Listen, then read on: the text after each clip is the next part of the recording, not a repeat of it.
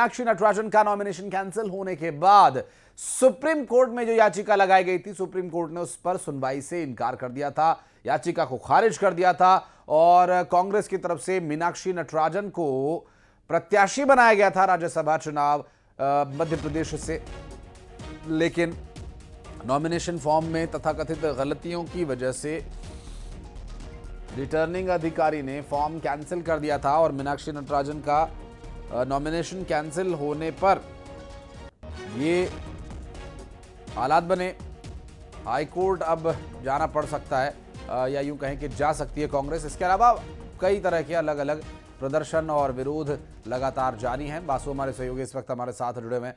Basu, supreme court ने याचिका एक सिरे से खारिज कर दी थी और इस मामलों में कुछ तथ्य दिए गए थे, कुछ धाराओं का हवाला दिया गया था कि यदि इन धाराओं के तहत कोई गड़बड़ी है तो आपको ये प्रोसीजर अपनाना चाहिए, सीधा सुप्रीम कोर्ट आने की आवश्यकता नहीं है। और अगर हमने ये याचिका एक्सेप्ट की तो कुछ और मानक तय हो जाएंगे या सेट हो जाएंगे, फिर और भी ऐसे मामले सामने आ सकते हैं। तो शुरू से जो प्रक्रिया है वो संदिग्ध रही थी, फॉर्म में त्रुटि, और अब हाईकोर्ट जाने की बात सामने आ रही है। क्या है तैयारी कांग्रेस की?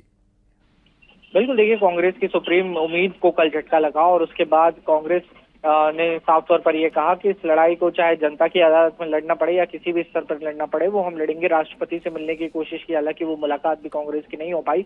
तो अब कांग्रेस का जो लीगल टीम है, विवेक तनखा है और तमाम बड़े वरिष्ठ जो वकील हैं कांग्रेस के, वो अब इस बात की तैयारी में जुट गए हैं कि इस फैसले को लेकर हाईकोर्ट जाया जाए, पूरे मामले को लेकर, और वहां पर जो चुनाव याचिका है वो दायर की जाएगी, जिसमें ये बताया जाएगा कि किस तरीके से नामांकन निरस्त किया गया और ऐसी खामियों में नामांकन अक्सर निरस्त नहीं होता है, जो कांग्रेस आरोप लगातार लगाने का काम कर रही है। पार्टी फिलहाल इसके लिए तैयार कर रही है। इस प्रक्रिया में 6 महीने से लेकर 2 साल तक का जो समय है वो लग सकता है, और अगर ये निर्णय एक्सेप्टेबल होता है, कांग्रेस के फेवर में अगर ये नतीजा आता है, तो जो मौजूदा चुनावी प्रक्रिया है उसे रद्द कर दिया जाएगा। यानी कि जो राज्यसभा के लिए 3 सीटों पर बीजेपी का नॉमिनेशन हुआ है वो रद्द होगा और फिर दोबारा से जो चुनाव है वो हो सकते हैं। लेकिन कांग्रेस को इसके लिए एक लंबा इंतजार जो है वो अब करना पड़ेगा, क्योंकि पहले चुनाव आयोग से और उसके बाद फिर सुप्रीम कोर्ट से कांग्रेस को इस पूरे मामले को लेकर कोई भी राहत नहीं मिली है। तो बहरहाल अब कांग्रेस एक तरफ तो कोर्ट जाने की, हाईकोर्ट जाने की तैयारी कर रही है, दूसरी तरफ लगातार प्रदर्शन जारी है। आने वाले 1 हफ्ते तक लगातार